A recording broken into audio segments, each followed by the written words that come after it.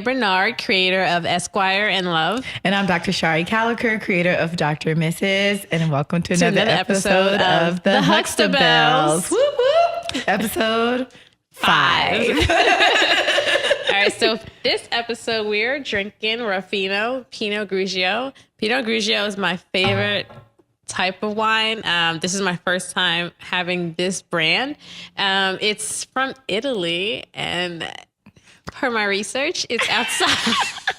It is right outside of Florence. And as you may or may not know, but Italy is known for, they're kind of like the wine capital of the world. Like they create like the best wine. Mm-hmm. And so far, I really like it. Yes, I would like to say thank you so much for bringing in a wine that we both can enjoy. I'd also like to point out the fact that she also said that sweet wine was her favorite, and now this is her favorite. I said San Antonio brand was my favorite, but the type, brand and type, two different things. Okay, Fran. Well, this is actually a really good white. This is a perfect summer wine, and I 110% Fran. Yay! All right, so let's dig into it. So this episode is about getting yourself together, the importance of having it together before you enter a relationship. I think it's really important just because, being a confident woman dating, you tolerate a lot less than when you're insecure and not sure of yourself and still trying to work through your own drama. Mm-hmm. Yeah, I definitely think when you're a little bit more confident, or at least know what you want out of a relationship, you're able to navigate relationships a lot better. I don't necessarily think you need to have it all together before you get in a relationship. No one ever does. Still working on self. Yeah. But I definitely think like you 50%. Have to be in a space to want to grow and to receive that growth from your partner. Like I really feel like those are the best relationships where you feel like you have something to share and the partner also has something to share. But you have to be able to find a partner that you trust. Yeah. That what they're telling you is okay. Exactly. It's really just a maturity too. Because like you said, we all don't have it together. Everyone has there's no perfect spouse. You're not perfect. They're not going to be perfect. You're going to have your annoyances that have their annoyances. Yes. But it's really about the maturity and realizing like what you contribute and what they contribute. I think that's like paramount. What you contribute and what they contribute. So we talked about like having it together. So how do you know if you don't have it together? Because I feel like sometimes we grow up in environments that like support support our mindset.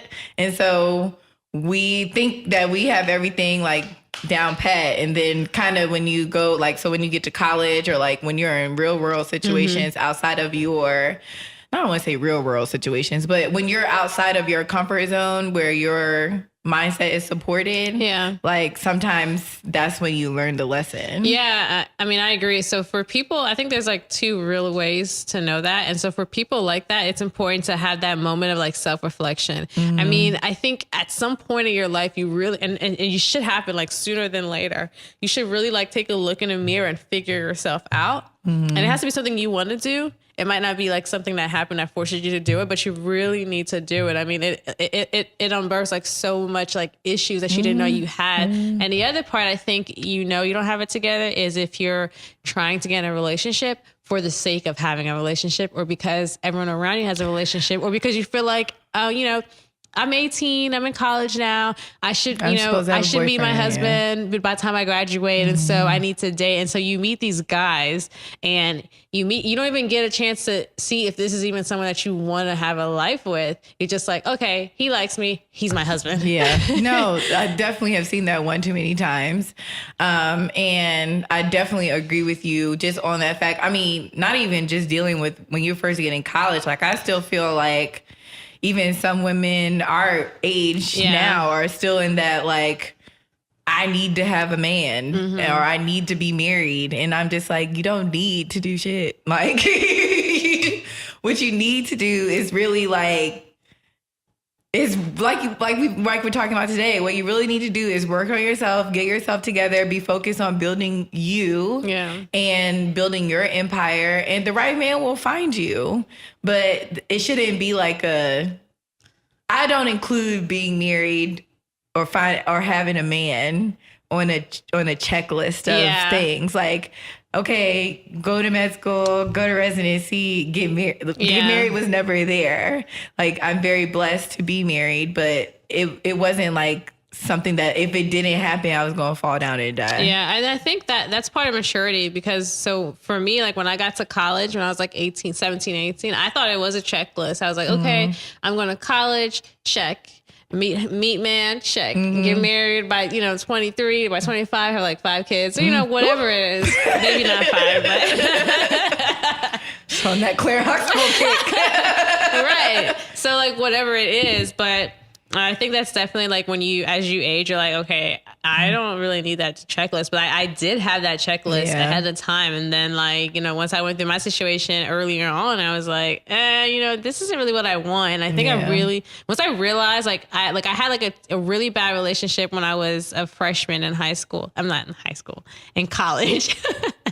I was playing Barbies in high school that time. That's a different story. You were playing with Barbies in high school? Did you say Barbies? When I was 14, I still did. I did. Oh, no shade though, Fran. That's a different story for a different day. Let me write. I'm gonna keep a asterisk by that so that we can revisit that topic. That may be a medical topic for me. I was a super girly child. Anyways, so when I got to college, that's really how I thought it was supposed to go down. But I quickly learned that's like Barbie life. Well, I mean, meet your Ken. Yes. Barbie Drew House. Fine. Yeah. Corvette. Little red Corvette. Okay, go ahead. I'm sorry. But yeah, and life really teaches you quickly. And then once you learn that lesson, I mean, I kind of got over it at that point. I was like, I knew, because I always knew I wanted to go to law school. Yeah. So when I realized that it doesn't really work with a checklist, it took me some time. I went through some things and I decided to just have fun. Yeah. It was always like part of my plans to get married, have kids, but I never wanted to rush it. So like that, I had that relationship, and then I was pretty much single for a long time because I didn't want to date anyone, because I hadn't met anyone that I thought was worthy of my time. And I really just wanted to focus on me, because I knew what I had to do, and I knew I had a timeline. I knew that was on the timeline. Yeah. I wanted to go from college to law school and get this done. That was my timeline. Yeah. So I focused on that timeline. I focused on doing, like I was an athlete. I focused on my athletics, but I didn't really focus on like, I need to have a serious boyfriend right now. Like it was just for play. Yeah. I feel you. I mean, that was my motto. That's the motto. I've already told y'all my story about I never went to be married. I was just out here kicking it. But I really think that it's cool that like even though you did have the checklist, like you found out very quickly that it didn't work, and you like pivoted to like, you know what I'm saying? Like you were able to kind of pivot right there and be like, okay, so this doesn't work. So let me just focus on these things. And then again, the right man will come. Because I feel like a lot of people get caught up in like okay, this man doesn't fit the checklist, but let me go find a man that does fit the checklist type thing.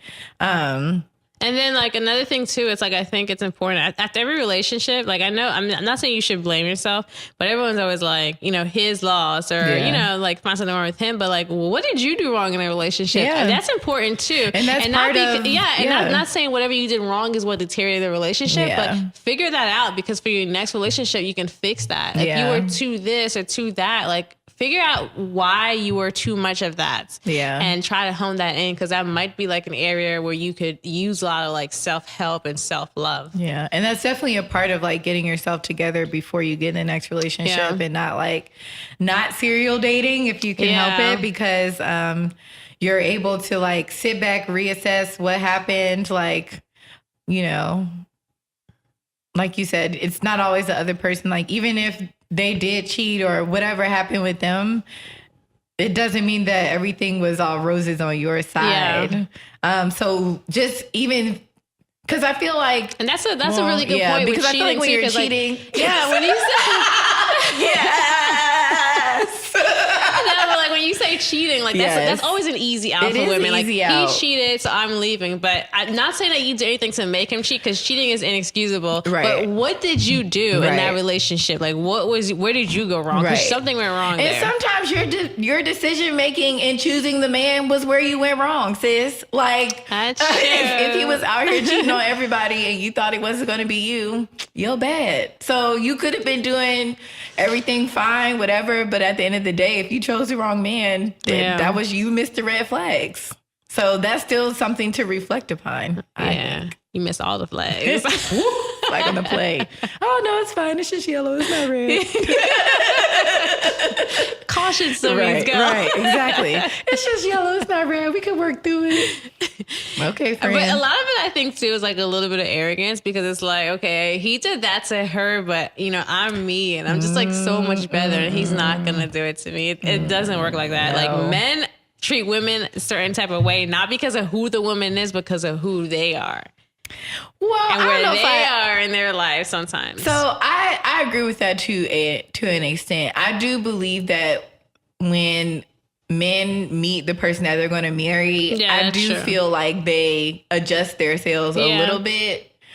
But I feel like at the heart of it all, I do agree with you. Like men, but that's because they adjust themselves because they want to, because they see something in that woman that they feel like, okay, I'm like tired of bullshitting or whatever. But I don't think it's fair to say because of the woman that they don't change. I do think it's because of them. They change themselves, but they don't change because of the, like the woman doesn't change them. Yeah. If that makes sense. No, that makes sense. I feel like it did. It did. I feel you. Thanks. I got you. But sometimes, but there are those men who are just like, that's just who they are. That's just what they do. They might actually really do love you. Yeah, but they're not at that point in their journey where they're able to just put all the BS to the side and like be the person that you want. And then there's also some women who, because I know women, this is what they say. I don't know if they really mean it. But, for them, like cheating is not a deal breaker. Yeah. And which is not my that's not my ministry. But for some women that is. So, but I still feel like, even with that being said, you're never going to tolerate your husband just out here like doing whatever with anybody. There still needs to be a level of respect. But maybe if there was like one slip up, you might not end the whole relationship. Right. Some men have the 444 revelation. I'm gonna take a drink to that. Still hurts. That album still hurts my heart. Look at them now though. They are amazing. I can't wait. I'm seeing them next Wednesday to see if the rumors are true. If they're really as happy as they say. I was like, what are the rumors? I know they are. They look so great. They definitely are. So I remember the last, quick aside. I remember on the last On the Run tour, there was all those rumors about how there was so much drama going on the tour. And I feel like from the footage that I've seen on this tour, they like really do look like they're just genuinely on stage having fun, just having like all types of Black excellent love. So I'm really excited. But it's still every time I even see the cover, I'm like, I have to go through 30 minutes of this. It's a really good album, but like, why'd you do this to my girl? Like, you knew better. But men in power, man. Yeah. Can't trust them. So what is your advice? What is your advice or tips to, like, what steps does one need to take to get themselves together before entering that relationship or even considering getting into a relationship? So, number one, can you guess it? Therapy. So number one. So I definitely feel like if you are in, especially if you're in a rut where you seem to be dating the same type of man and you can't figure out why, I definitely think that you need a third opinion outside of your friends and family to help you to figure that. Because they call you. Friends and family call you. They will. They will tell you the real. Girl, ain't nothing wrong with you. It's them. You need the friend to say, hey, girl, it's you, friend. It's you. So I definitely think just having an unbiased third party, because it'll be crazy. It'll be going in your mind for like months trying to figure stuff out. And you go to one session, they're like, well, A, B, C, D. You're like, yeah, I hate you. Like, it took you 5 minutes to figure out what I've been trying to figure out for 5 months. So I definitely think that therapy is important. I also think just like enjoying your time alone, like really sitting down, like we talked about earlier, sitting down, reflecting, journaling, spending time with yourself, or, you know, with other like positive girlfriends that you have, or even like, you know, people that are in very healthy relationships or marriages, really sitting down and like just getting that good energy and like getting good tips from them. And when you do that, so there's two things about that, right? Like it's not really doing that doesn't help everybody, and it should, because you need to be able to do it and do it with an open heart and not with a heart of envy or jealousness. That's very true. And that's a good point. And I guess you would hate to feel like, you know, if you're going somewhere for guidance, that you would be jealous or envious. Right. Because I know it happens. But that's another trigger that you should think I need to work on myself. Because if you're around some like a married couple or just like a couple in a relationship and you're like, I want what they have, or instead of like, man, like, what do I need to do to get that? Or what kind of man should I date to have them treat me this way? Or, you know, like things like that. You're thinking, well, why her? Why not me? Like that's a point of envy that you need to check. And it's true, because when you, like, if you bring that type of like just negativity into like a space that's supposed to be positive, your married friends ain't gonna have that. They will talk to you about everything except for marriage and relationships, because like that space is very sacred. And when you're trying to be with somebody forever, just think of what you go through in a year, like personally. Think about that, adding another person to that, and then for every year for the rest of your life, having to deal with different changes, different ebbs and flows, ups and downs forever. So you cannot afford to have negative energy coming into that space. You know what I'm saying? It's not an option. So I would suggest if you are going to, you know, go into a space like that, be as positive as you can. And if you feel that spirit, just remove yourself. Just say, hey girl, okay, this was wonderful. I'll see you in like 2 weeks or whenever. But yeah, that's actually a really good point. It is. So any other tips for getting there? I can't think of anything else right now. What do you think? I definitely think you should like focus on a passion, find a passion and like be good at it, whatever it is. I think going to law school right after, or just like, and not even really like just the motion of going there. It was my passion. So it was easy for me to focus on something because I knew like there was a bigger picture. So I'm like, okay, I don't have a man now, or I haven't met anyone that I think is worthy. So let me really focus on what I need to do to get me to where I want to be. And if that means I'm going to be like a single woman forever, then so be it. But at least like I'm accomplishing these goals that I set for myself. So I think that's one. And it could be whatever. I mean, you could be a writer. You could be whatever you want to do. Find a passion and focus on that. And I think that really helps you develop. It helps you become independent. And it helps you become confident because, you know, you set a goal and you accomplished it. Right.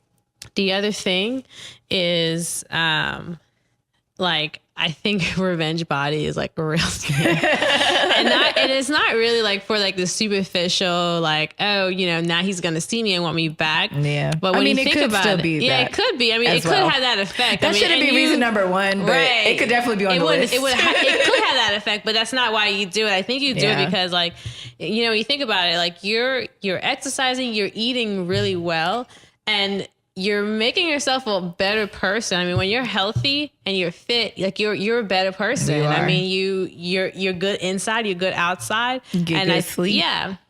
So, and if one of the benefits from that is him like, damn, why did I let her go? Have the joy, sis. Yes, have the joy. Amen. Because you won. You did win. You did. You sure did. But yeah, those are like two things. I mean, that I know that really helped me. Is like after I had like that super bad breakup, I was just like, you know what? I want to be a lawyer. Like, why would I like and I thought about it. I just thought about like all the things that were wrong in that relationship that I didn't see because I had the rose-colored glasses, and I was like, he could have potentially stopped me from this dream, and I don't want anyone ever to stop me from that dream. That's not good. So if I ever met anyone who like, because I've like, and after that fact, like I went on dates with guys who were like, "You're too ambitious," and I was like, "Check, please, man, check. It's time to go." What? I was hungry. You fed me. Nice meeting you. What is that even? Anyway, I don't even want to go down that. That's another write that day. down as another topic because please keep your comments to yourself. If you're gonna say something like it happened a lot, that, my like, positive trait is too much. Yeah, like that actually happened to me a lot, and I was just like, I mean, I was hungry. I didn't have any money. Thank you for feeding me. All right, so it's girl talk time. Yes. All right, so explain the difference in yourself when you didn't know yourself and got into a relationship versus when you were more sure of yourself and got into a relationship. So when I didn't know myself, like for that first relationship, I was definitely a lot more vulnerable. Mm-hmm. I mean, vulnerability is a good thing, but that's something later. But I was like more vulnerable, and I was able to like, I relied on him like heavily. Like I felt like, oh my God, I cannot live without this person. Mm-hmm. Like, you know, I would I would go, like we were in a relationship, but like I would go crazy if I didn't hear from him because it's just like, it just blew my mind. And I was just like, I felt like I heavily relied on him for like my happiness, just for every single thing. Like if I needed approval, like I would go to him. Like it's just like, I felt like I was trapped in that relationship. And I think that's because I was young. I mean, I didn't know who I was as a woman or who I was going to become as a woman. Now fast forward to, you know, becoming independent, like having my own, like know who I am as a woman, what I want to do, what I want to be about, and what my morals are and what I tolerate and what I won't. In my relationship now, like I look to him for support, as you should. Yeah. But I don't rely on it. I mean, if we don't agree on something, I'm like, okay, well, reasonable minds can disagree, but this is what I think is right. Thank you for your input. Yeah. And I'm not like, we can go without speaking and I'm not going to go crazy. I'm just like, okay, well, he's doing what he's doing. I'm doing what I'm doing. That's fine. But there's not that like clinginess, that neediness. Need for approval. It's not there anymore. Yeah. That need for constant reassurance is not there anymore. I'm just like, I'm okay. Like, I don't need to hear every 5 minutes that I'm beautiful. Yeah. I don't need to hear that. Like, I'm perfectly fine. Like, I think I'm dope. I think you're dope. I feel like you should too. Yeah. And if you don't, kick rocks. Yeah. What about you? I think for me, I think that's why I talk about like therapy so much, is because I think when I was younger, like I didn't realize how much anger I had inside of me. And I feel like as more and more responsibility came, so like, went through high school, cool, went through college, cool. But like when you get to med school, it's just a different beast. It's like so much pressure. And then residency is like basically the same, but like a different kind of pressure. I couldn't keep all of it together. And so I feel like a lot of times, like, like when I was younger, I know even though now, like I will like put people in their place if they deserve it, but I have a lot of more patience, a lot more of that, you know what, let me just get up and walk away spirit than I did before. And I feel like a lot of that was because I've had just so much pent up. So as soon as somebody said something that I didn't like if I was in a relationship and somebody said something I didn't like I was like, okay, and we're done. Like, we're not talking. Like, I have like this, I don't know what happened. It's like 3 months. That's how I used to like talk to people. And in like 3 months, something would happen. Cut off. And I'd be months. like, you know what, actually, this is where the ride ends, sis. Like, I'm just not going to, this is just dumb. I'm not going to do this anymore. Like, whatever. And then, when I got to a space, I don't know, I feel like you go through a lot. and then you get into a space where you're like trying to figure it out a little bit. Like you still haven't figured it out, but you're definitely more improved than where you started. Yeah.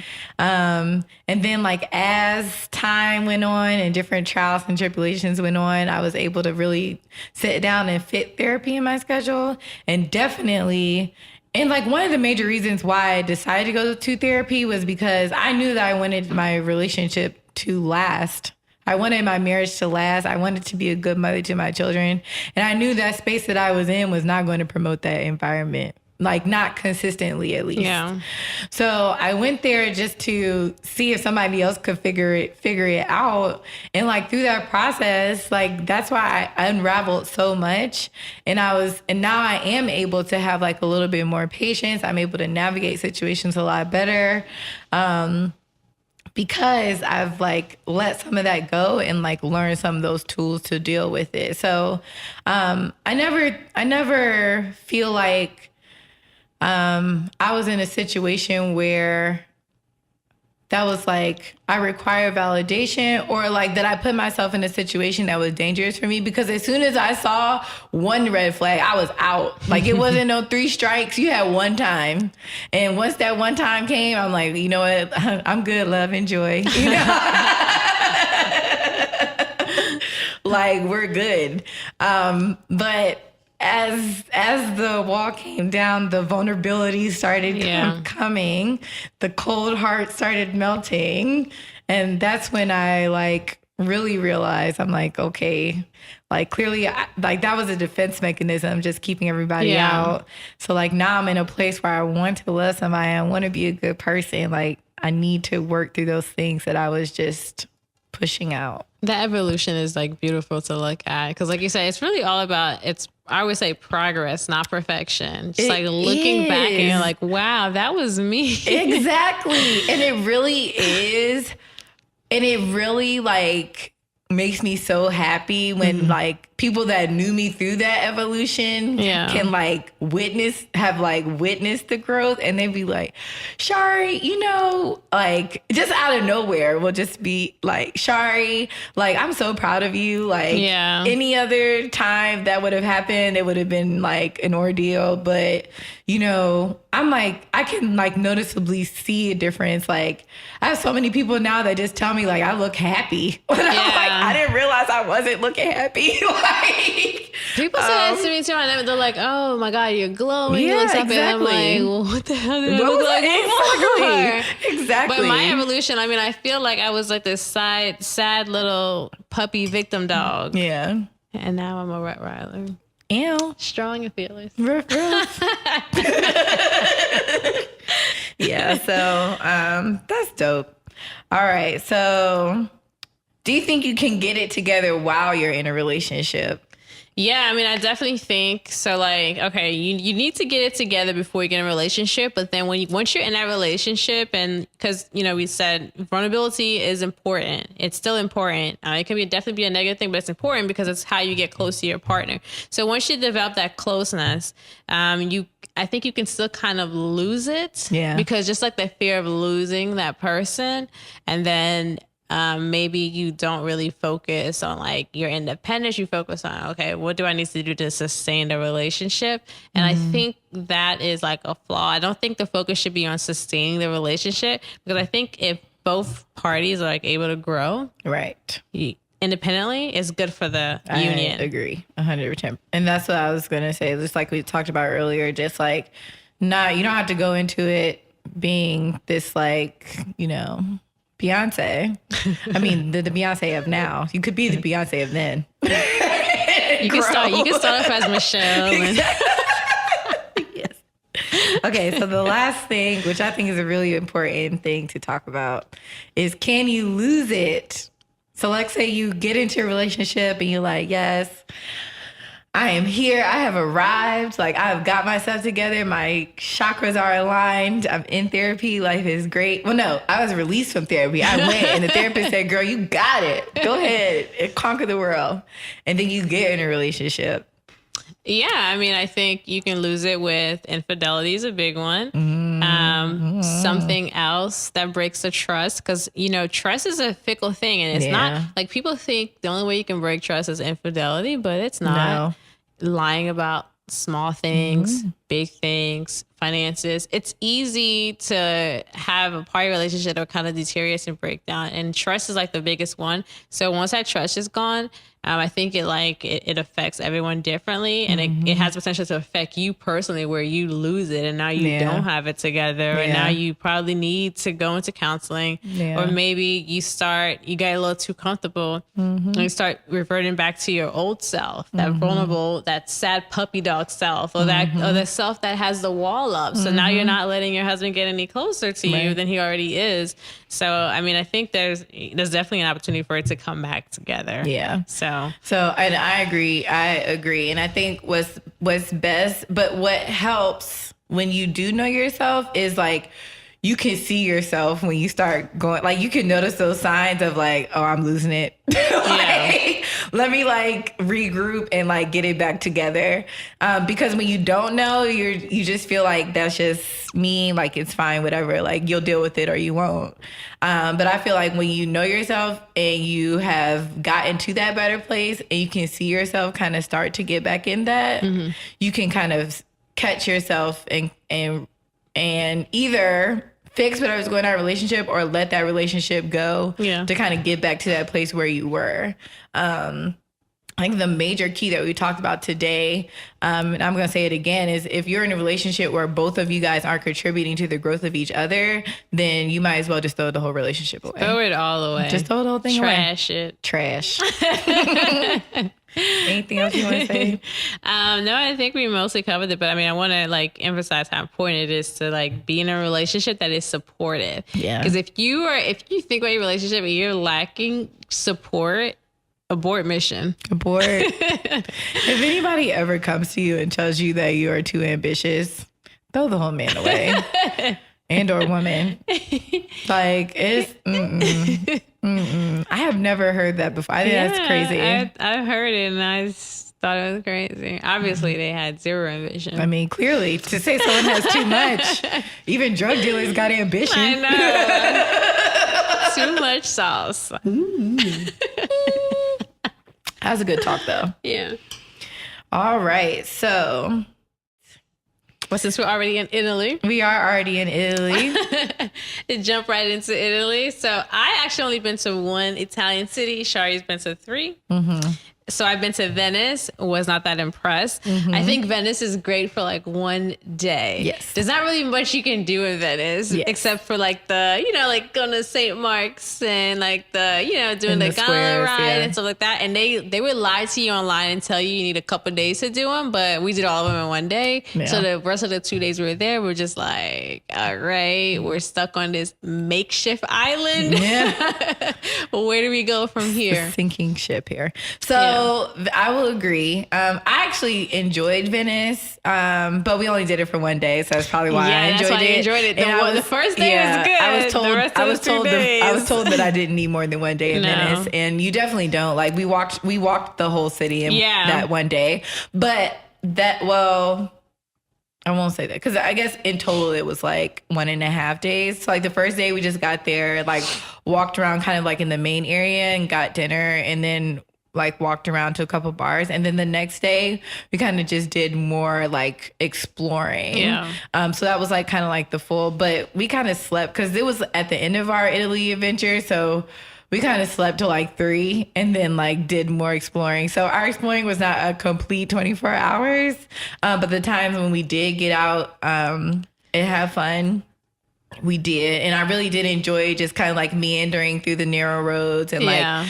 stopping at different places to eat and things like that. So I definitely would not suggest over one day. No, like one and a half day I think is like perfect.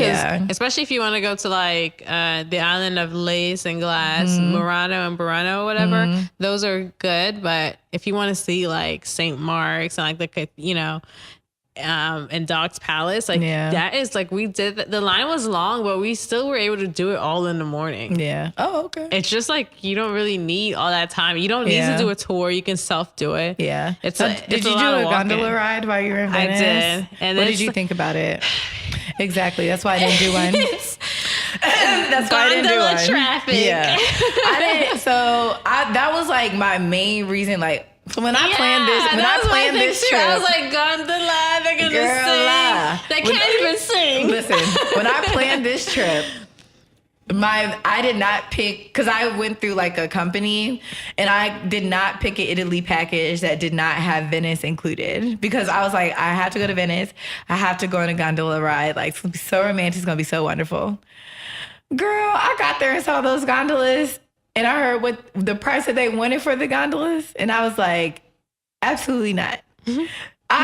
It was fine watching the gondolas, but we took a speedboat to the airport, which was much more exciting. The speedboat is a lot more exciting, Yes, but and the actual gondola, it's like, I spent money on this. And I think the people need to know, and it's per person. Yeah. You know, it's per person. But I think the people need to know, like, if you're going there for a gondola ride, abort. you don't. It's not necessary, because I was like very disappointed, but we were having such a great time that it didn't even matter. And then when we did the speedboat the next day, I was like, this is so dope, like so amazing. So the food is okay. Did you have the spritzer drink? It's their specialty. Like, it's kind of like a. Did it have the Aperol in it? Was it green? No, it was like orange. Yeah. Yes, I had it. Yeah. Yes. Yes. So I'll say, so like I said, I went through a company. I had seen the, on Groupon earlier, but then it wasn't on there anymore. So I just went through the actual site, and it still wasn't that expensive. Yeah, I did EuropeanDestinations.com. I don't remember what we did. Because you we'll could put we'll put it in the description. Yeah. But yeah, we went for 10 days. So we did, including the flight, it was less than $3,000. Yeah. So we went to Rome first, and we stayed there for 5 days. And was Rome fun at least? I loved Rome. So I will say that I have been, not continuing to study Latin, but I studied Latin from 4th grade until my first year in college. So I've always like wanted to go to Rome and see, everything that I've always read about and learned about through my Latin classes. So Rome for me was just I was the biggest tourist ever. Like, let me see all of the touristy things, all of them, give them all to me. Okay. So we did the Vatican, we did the Colosseum. We did one big thing every day. We did but that was in Florence. Yeah. I can't think of what else I we want to did go in to Rome. Rome because I'm actually Catholic, and I just feel like I'm supposed to go to the Vatican. Yeah, we did the Vatican, which the Vatican was actually pretty cool. I enjoyed the Vatican. Did I already say that? Yeah. Oh, sorry. I'm trying to think what else we did. Colosseum. We did a lot of stuff at night, like the Trevi Fountain. We just went there at night. Is the Leaning Tower of Pisa there? No, so it's in Pisa. So when we went to Florence, I think that's all we did in Rome. Everything else was just kind of like a wandering. I'm a big wanderer. Like, I like to plan one big activity for the day, and then everything else is just exploring. You're just walking. So that's what we did. So then we left. We took a train to Florence. And so the first day, and one of my best friend met me there. Met us there. It wasn't just me. So met us there. And so the first day we did, we went in to go see David, and we ate outside the Duomo. David. The one with the leaf. Oh, yeah, okay. like, I'll show you a picture later, Okay. but that's what he looks like, with the leaf. So anyway, we went there, and then we went and ate. We actually found this really cool hookah spot, which is kind of dope. And then the next day, we took like a day adventure to Pisa and saw the Leaning Tower of Pisa. And then we did Cinque Terre, which is like really cool. It's like it's almost like with the pictures that you see from, what's that place that people go in Italy? Amalfi Cove? Yes, Amalfi Coast. Yeah. So it was kind of like Amalfi Coast, but just it's like these 5 little islands and called Cinque Terre, and we did 3 of them, and just like the beautiful homes like on the side, like they had the little beaches and everything. Went there, ate. and just like was kind of immersed in the culture and all the different little islands. And we came back. And the third day we just did like, so one of my attendings had told me about like all these cool like rooftop bars and things like that. So we left Donovan at home and like we just went out and like just had some girl time on the rooftop, drinking wine and, you know, catching up and things like that. Donovan. Yeah. Well, Donovan gets pooped. Okay. And he needs his recharge time because he's very much an introvert. So he just doesn't, he's not able to just, you know, pick up and roll, which is fine. At least we can meet each other in the middle. Cause like, I understand if he has to stay home, I'm like, okay, well, I'm going to go do this. I'll come back. It's fine. So, and then after that, so we went to Venice, which I already spoke on. So yeah, Italy is definitely a must go to. I want to go back because, I forgot to say. What did you think about the pizza? That was okay. It wasn't that great, right? I was expecting a lot more. I couldn't think of the other place then, but we took a day trip to another smaller city in Italy where we did pizza making and wine tasting, which was really dope. And I feel like that's kind of the cool stuff. Like if you're staying in a city that's nearby, you can always just take a quick train. Cause it was like only like a 30-minute train ride. Oh, wow. And we went to, I wish I should have looked. And I was like, no, I know everything. It's fine. I feel like I remembered it in my head, but I don't remember. But I'll put everything in the comments. Yeah, so we did that and it was like 6 of us and we had a little guide that took us pizza making. And then we went to it was a family owned place that we booked with. So they took us to their winery and we like toured the winery and then we did a wine tasting.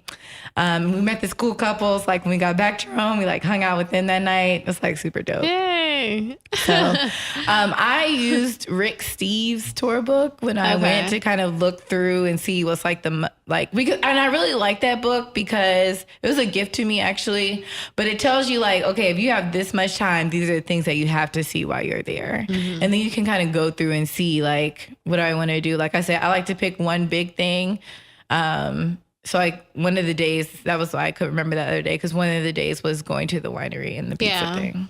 I agree. I definitely like to just explore on my own. I hate tours. I don't do tour guides. Yeah, we don't like tour guides either. I never do a tour guide. It's too much. It's just too much structure. It's just like let me do it myself. Yeah. The question of the day for the week, it kind of goes what we were discussing today, and it's how do you know you found the right one? Prayer. No, definitely prayer and affirmation, but I think you just like, as cliche as it is, I think you just kind of know. Bruh. Like I don't know how else to explain it, but I feel like if you're in a situation where you can't explain it, that's how you know. Yeah, like like I always say, like I just woke up one day and I looked over and I couldn't stop smiling and I was like, that's my man. Oh, shit. Yeah, I feel like, because for all intents and purposes, like my husband's not a doctor. It's like how we met was like we met at like a bar on like a Thursday night. Same. You know what I'm saying? So it's like there's no conventional reason that we should have met. Like we met at a club. Like one of my friends, and I didn't even want to go out that night. So one of my friends.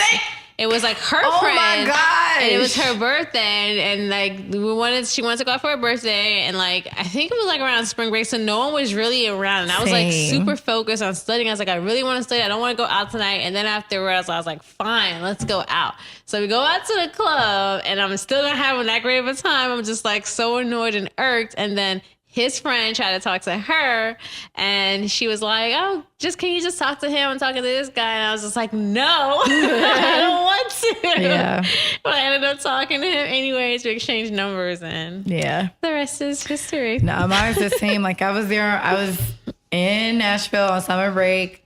A lot of people weren't there. The city was pretty empty because Nashville is, in my opinion, at that time was a college town. It's not as bumping as it is now. It was a college town at that time, so it wasn't a lot of people there. And I was just like, I was just annoyed. I was bored. I was like, I don't know. I was in a funky mood. So I grabbed my friend. I'm like, let's go to dinner. So like we went to dinner and I'm like, I'm not ready to go home. Like, let's just go out. So I like dragged her out because she was you. And she was like, no, I really need to like go on and study. I'm like, no, you don't. Just come on. It's fine. So, so we went out and then I was like leaning on the bar. Like I was just there. And all of a sudden this man comes up and spills his drink on me. And I was like, excuse you?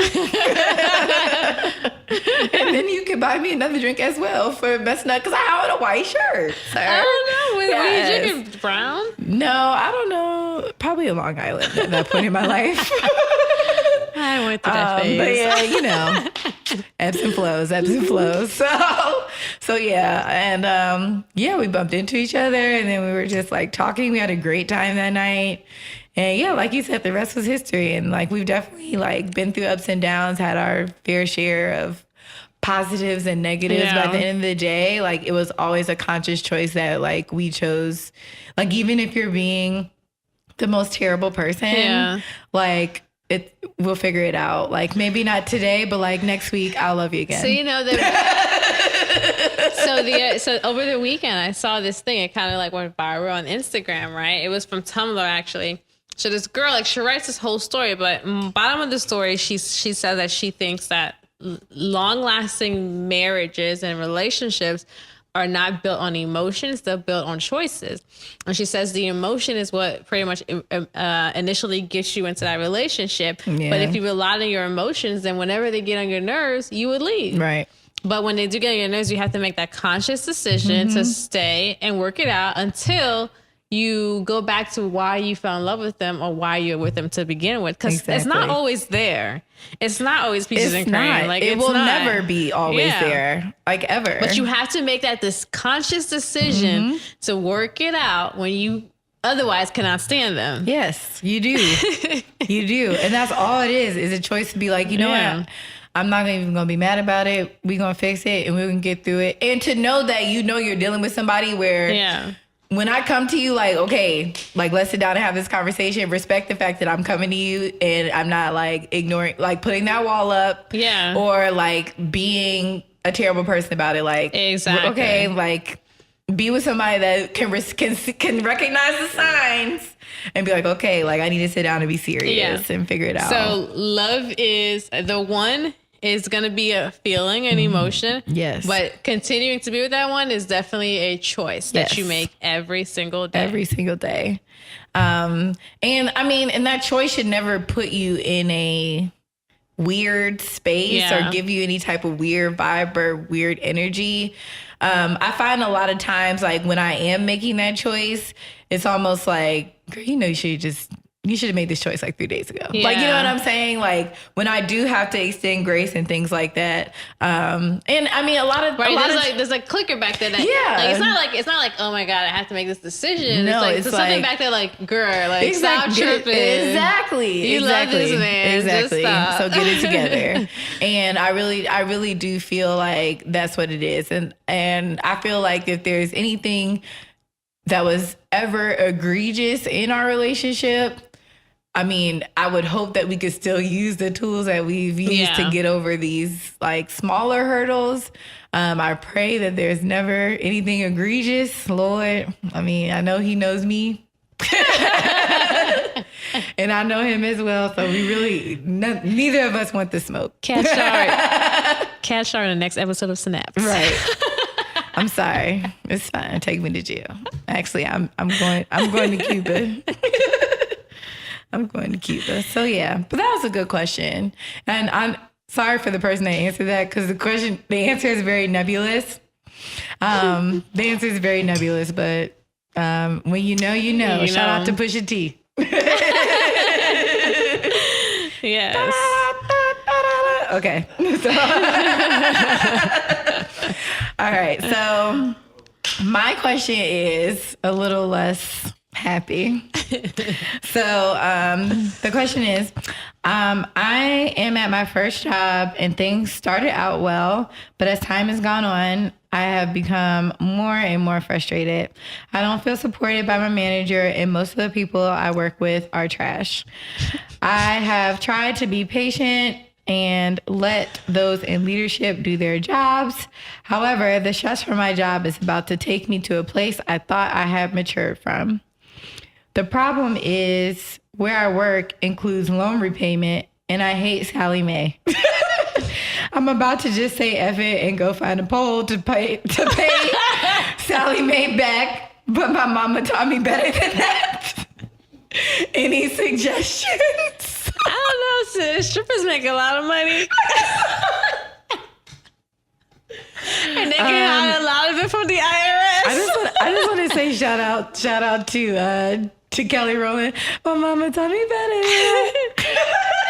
Well, I mean, honestly, I think it would depend on how long this person's been at this job, because if it's like your first job out and you haven't been out that long, I think it's definitely worth staying at least 2 years minimum just to establish yourself and create marketability, because you don't want to go into the market looking like a hopper. Like, I was at this job for like 10 months or a year and now I'm applying and interviewing, and then they're going to ask you, well, why are you leaving? Are you just the type of person that goes from next best thing? So you don't want to miss your block your blessing. I would definitely like establish myself and to whatever career I'm at, whatever job I'm at, and stay there for a minimum 2 years. If you can last longer, great, but stay there. And I mean, the perk is the student loan repayment, because I don't even want to talk about student loans. It's just, it's depressing. It is. It's really depressing. Breaks my heart. But yeah, I mean, I think it definitely sucks when your managers suck. Yeah. Because I feel like, especially when you're coming out of college or grad school or wherever, and you're getting your first like real job, like not your retail job, like your real job, you really come into it expecting that guidance. Yeah. And so the fact that, you know, you don't have that guidance can really make you feel like, well, why am I here? Like, if I could just be the manager, like, why am I, why am I here? Right. Are you going to do your job the right way? Yeah. I don't know. But yeah, no, definitely, because your manager should kind of like almost be your like default mentor, right, and push you like, okay, like you need to get X, Y, Z so you can get, you know, this promotion that's going to come up and whatever. Your manager should guide your career upward. Right. It shouldn't be a deterrent. It shouldn't get on your nerves. And that's the case. It kind of sucks. So the best you could do is like, you got to do a 2-year commitment. Yeah. At that point, because 2 years is good marketability still. Yeah. I mean, like, well, I know as far as physicians are concerned, that's like the average that usually physicians stay at their first job is 2 years. So I was actually going to suggest the same thing, is like, at least try to stick it out for 2 years. That's the same thing with law too. Like, most lawyers stay for 2 years. I mean, I left after 2 years. Yeah. And then, I mean, loan repayment is definitely a good perk. Especially if it's a good loan repayment. Like, I would say if it was like, because I know there's some loan repayments that's like $50,000 over 5 years. Yeah. Oh, that's a lot. That's a long time. $50,000 over $10,000 a year is okay. Yeah. But if you're getting like $25,000 a year or $30,000 a year for a max of 3 years, I would kind of like stay, fight through it, you know, do what you got to do, stick with your responsibilities, work on if the job is giving you, if the job is giving you decent annual increases, so you're getting more money in your pocket and more money in your loans. I think that's, why would you leave? I mean, you have to just, you know, deal with them. Sometimes it's not all about like how you feel or what's best for you and your family. Because I feel like any job you go to, you're not going to be like running through the field with daisies every day. Like, you're going to have times where things are not so great. Yeah. And you're going to have times where things are like freaking awesome. So I also think it's good to think about that too, is like the other side of the game. Right. The grass is not always greener. Yeah. I mean, you might be walking into some BS. Yeah. That's your new job. Yeah. So definitely, I mean, I think we all make mistakes going into our first job just because it's our first time making money. And, that needs to be a whole episode. Yeah, it's your first time making money. It's your first time like not being like micromanage. many It's like your first mistakes. time not having to like study and work at the same time. If like, you're first generation, yes, so many mistakes. yes. So I mean, I don't think that, you know, you should definitely not fault yourself for the decision that you made. But that's a great part. Loan repayment is a great, it is, part. especially when you've spent so much time and money. And it just costs so much. And when you're making these loans that aren't, making these payments that aren't making a dent. you get that lump sum. You pay, your balance goes up. Yeah, exactly. Exactly. So our last thing really quickly was just a tip of the week. And so this week we just want to talk about like how to find a therapist, because I feel like I talk about therapy every episode, but I've had a lot of people reach out to me and talk about like how I found a therapist or like how you can find a therapist. So I think that finding a therapist is actually a lot easier these days than I felt like when I started, because I felt like it was like this whole secret society and I was like trying to figure out what was going on. So how I found my therapist was I actually just went on my insurance website and I went through the list of providers, and then if I saw somebody that I felt like I might vibe with, I would go and like look them up. I would just Google them and see like what they offered, if they had any reviews, what people said, and like see if I felt like that would be a good fit for me. So that's what I did. In my personal experience, I was looking for a Black woman. I wanted to be able to identify with somebody that looked like me. So I scrolled and scrolled and scrolled, which was very hard to find a Black woman. And I just Googled all of them until I found the one that I liked. And I was very lucky because I was able to find her and everything was great. Like she was a wonderful, wonderful therapist. However, if you do that and you find someone and you don't gel, don't feel like you have to be stuck or feel like therapy doesn't work. Mm-hmm. Just go back to the drawing board. Just like if you're dating somebody and you find out later on that, you know, you don't gel, just go date somebody else. So that's what I did. Another way to find a therapist is they have a lot of online therapy sessions now that you can look into that are a lot cheaper and a lot more accessible that allow you to like text message or But do you think have texting gets the same effect as like sitting down in a room with somebody? Well, I think people work differently. So I definitely think like the younger generation deals better in like text and like talking. And I think that all of that eventually will turn into traditional therapy. Like me, I'm a very old school person. So I love face-to-face conversation. Yeah, I need that. Or FaceTime. Like I can text, that's fine. And I can talk but I would like much rather talk on the phone. Like I'm that annoying person that's like, I probably won't text you back for a couple of hours, but I can keep you on the phone forever. Yeah. But I feel like that's a good way that if you're not ready to sit down in that chair or sit on that couch, that you can at least introduce yourself. So that's why I really like the internet options. And of course, like if you're in grad school or college or anything like that, and you don't have the time to go and sit in somebody's office, that would also be a good option for you to be able to have a phone conversation or text message or whatever.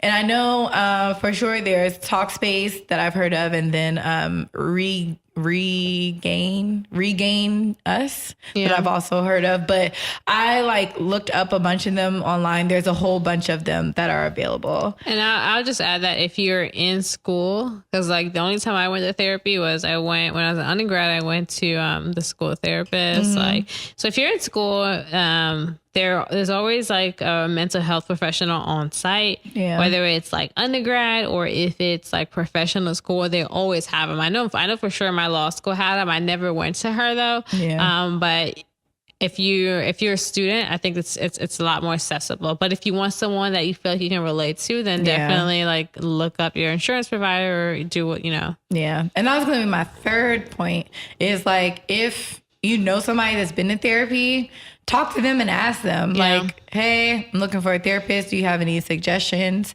Definitely you can talk to your primary care doctor as well. Usually there's a big network, especially if you're in a certain niche. Like for me, I meet a lot of like other African-American physicians. So I have like a good network of like different people in different professions.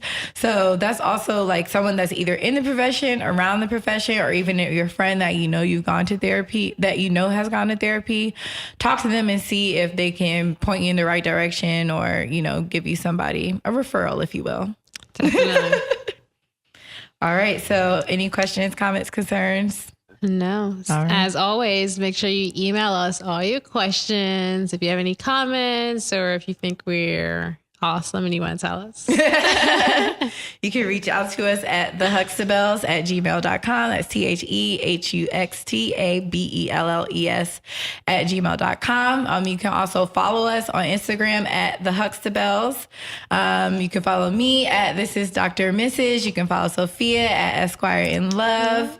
And reminder, we're here every Thursday on Apple, Google Play, SoundCloud, YouTube, and Facebook. So I think that's it. Yeah. See you next time. See you guys next week. Bye.